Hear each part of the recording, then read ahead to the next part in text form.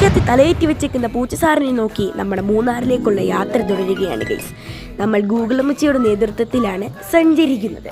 അതുകൊണ്ട് ഏത് കാട്ടിലും ഏത് പുഴയിലും എത്തിച്ചേരുമെന്നത് ഗൂഗിൾ അമ്മച്ചിക്കും ദൈവത്തിനും മാത്രം അറിയാം.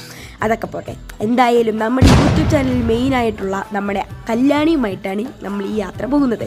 കല്യാണി മാത്രമല്ല, എല്ലാവരും ഉണ്ട്. മിസ്റ്റർ കേശു ഓപ്പറേറ്ററിൻ്റെ നേതൃത്വത്തിൽ ഭക്തിഗാനം മാറി ദലൂലു വരെ എത്തിയിട്ടുണ്ട്.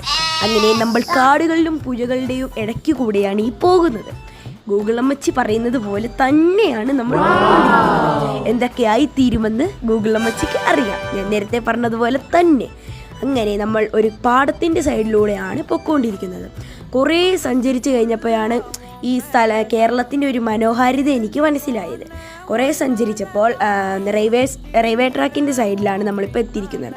അവിടെ ക്രോസ് അടച്ചതിനാൽ കുറച്ച് സമയം നമുക്കവിടെ കിടക്കേണ്ടി വന്നു. അങ്ങനെ കുറേ സമയത്തിന് ശേഷം ഞാൻ ഒറ്റ കാര്യം പറഞ്ഞു, ബാക്കി പിന്നെ